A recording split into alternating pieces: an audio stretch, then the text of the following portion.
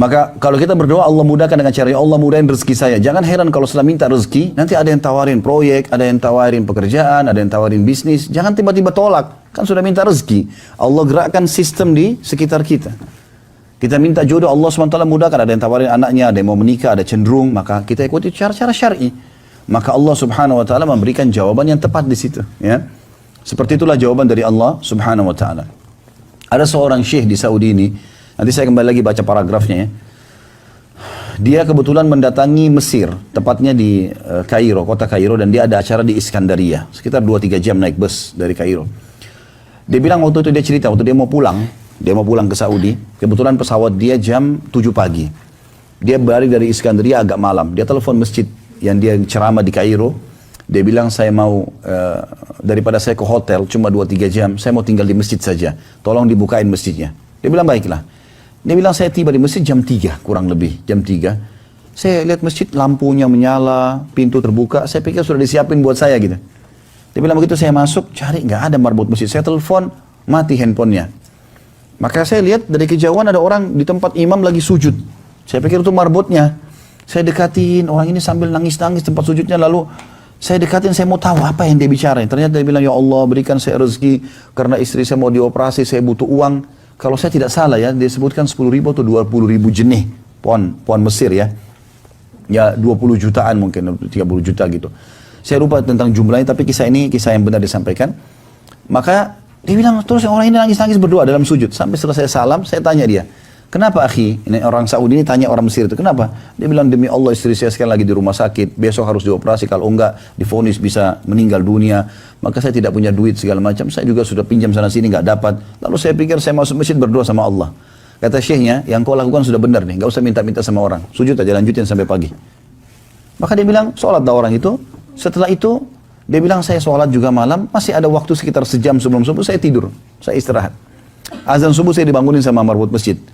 Syekh bangun, sudah azan. Dia bilang saya wudhu lagi, saya sholat qabliyah, fajar, 2 rakaat, kemudian pas iqamah, saya disuruh oleh marbot masjid untuk maju. Silakan Syekh. Dia bilang enggak, suara saya masih enggak enak, saya kurang tidur gitu kan. Dia bilang enggak apa-apa, surah-surah pendek Syekh. Ya. Maka Syekh bilang saya maju jadi imam. Dia bilang begitu saya jadi imam, saya sholat, habis salam, lagi balik berzikir, ada orang dari saf ketiga maju tiba-tiba. Dia bilang, Syekh, demi Allah, saya gara-gara dengar suara antum di masjid ini, dengar suara anda di masjid ini, maka saya turun. Saya tinggal di apartemen dekat masjid ini. Saya biasanya sholat subuh di masjid lain. Tapi karena saya dengar suara anda, saya biasa ikutin di YouTube. Kebetulan syekhnya ada ceramah di YouTube. Saya biasa ikutin di YouTube. Maka saya datang syekh. Terus dia bilang, syekhnya bilang, baik, ahlan wa sahlan, selamat datang. Kata dia, Syekh saya mau minta tolong. Kata syekhnya apa? Dia bilang, saya ini punya uang zakat, jumlahnya 20.000 jenih. Jumlah ini persis seperti jumlah orang yang minta tadi malam. Ini kejadian nyata. Dan saya sudah lama mau keluarkan, istri saya selalu bilang, keluarkan, jangan kau tahan di rumah. Tapi saya bilang, saya ingin kasih ke tangan satu orang yang butuh space kalian. Saya nggak mau pecah-pecahin. Syekhnya tiba-tiba nangis. Kata dia, kenapa anda nangis Syekh? Dia bilang, tunggu sebentar. Syekhnya berdiri, cari mana orang yang tadi malam tahajud tuh. Rupanya ada di ujung saf. Dipanggil sama Syekh, kesini. Datang dia. Kata Syekhnya, kau tadi malam berdoa masalah apa? Dia bilang, demi Allah Syekh, istri saya masuk rumah sakit, saya harus biayai hari ini, harus operasi 20.000 jenih. Yang punya uang ini nangis juga. Jadi Syekh nangis, ya orang nangis. Ini orang yang punya hajat ini nggak ngerti. Kenapa kalian nangis nih? Kata Syekhnya, orang ini subhanallah yang menjadi sebab atau salah satu sebab terjijabah doamu. Dia punya zakat 20.000 jenih yang dia mau keluarkan. Dia butuh sekarang saya untuk berikan kepada orang lain. Saya harap diberikan kepada kamu. Dia bilang orang ini pun kasih 20.000 jenih. Saking gembiranya orang punya hajat ini, dia mengatakan aku mencintaimu ya Allah. Contoh saja. Allah subhanahu wa ta'ala punya cara. Ya. Dan cara Allah sangat indah. Sangat baik. Kita cuma butuh keyakinan saja. Nggak butuh yang lain. Ada kisah yang lain Nabi Musa alaihissalam. Nabi Musa alaihissalam ini pernah berkata kepada Jibril alaihissalam, saya ingin melihat keadilannya Allah. Keadilannya Allah. Kata Jibril alaihissalam, kau tidak bisa tahan. Gak bisa kamu sabar. Allah berbeda dengan manusia. Kita yang emosional. Allah SWT itu maha pengampun, maha pengasih, luar biasa. Kata Musa AS, saya coba sabar. Nah, ini lapor kepada Allah, Allah bilang baik, suruh saja Musa pergi ke satu sungai. Nggak usah buat apa-apa, lihat saja. Cuma melihat, nggak buat apa-apa. Maka Musa AS pergi ke sana besok paginya. Di sungai dari kejauhan dia melihat. Ternyata Di sungai itu ada orang pertama datang penunggang kuda. Naik kuda, jalan, haus dia, orang ini penunggang kuda, dia turun dari kuda, Nabi Musa AS dari jauh. Waktu dia turun, rupanya di pinggangnya, itu ada kantong isinya duit. Banyak uangnya, harta dia ditaruh di sini sama dia. Waktu dia turun minum, rupanya lepas dari ikat pinggangnya, dia nggak sadar. Dia naik kuda, dia pergi. Ini orang yang pertama. Musa AS lihat. Berapa menit orang itu jalan, berapa saat orang itu jalan, ada satu anak kecil datang, belum balik, masih 7 tahunan. Datang, dia haus, dia minum di air itu. Begitu dia balik, di sebelahnya ada kantong duit banyak. Diambil sama anak kecilnya, langsung dia pergi. Ini orang yang kedua. Kenapa kemudian datang orang ketiga? Orang buta, pakai tongkat.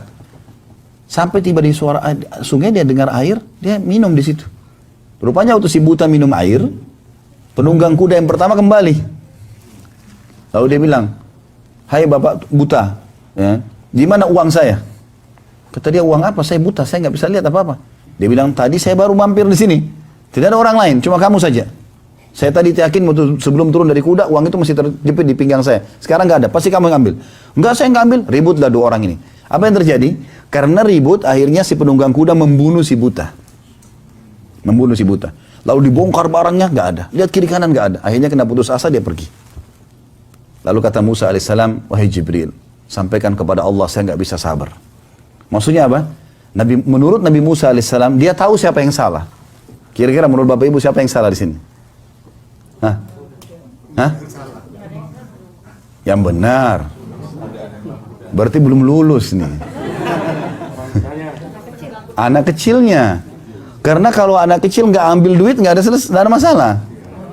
Benar nggak? Sekarang kalau anak kecil minum, dia nggak ambil kantong itu, si penunggang kuda kembali ambil duit, pergi, selesai kan? Tapi karena dia ambil duit, bukan punyanya, maka si penunggang kuda berantem sama orang buta dibunuh. Benar nggak ini? Hah? Baru connect ya? Baiklah. Menurut Nabi Musa AS seperti yang kita fahami, anak kecil yang salah. Tapi kata Jibril AS, bukan dia yang salah, hai Musa. Justru anak kecil itu yang benar. Tambah bingung Nabi Musa AS. Bagaimana ceritanya? Dia ambil duit, kalau dia tidak ambil duit, tidak akan terjadi pembunuhan nih. Kata Jibril AS, begini ceritanya. Ini kisah yang luar biasa. Apa kata Jibril AS? Begini ceritanya. Ini anak kecil punya ayah. Ayahnya dulu pegawainya si penunggang kuda.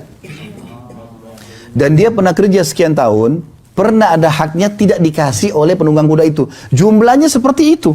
Kantong yang jatuh itu.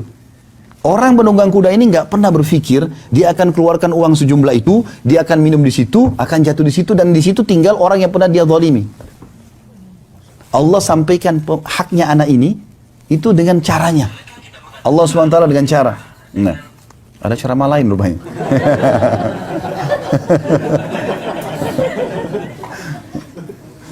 Baik. Jadi akhirnya Nabi Musa AS mengatakan, baiklah, saya sudah faham sekarang. Berarti anak itu ambil haknya dari sini, penunggang kuda, kena air dizalimi. Apa dosanya si buta?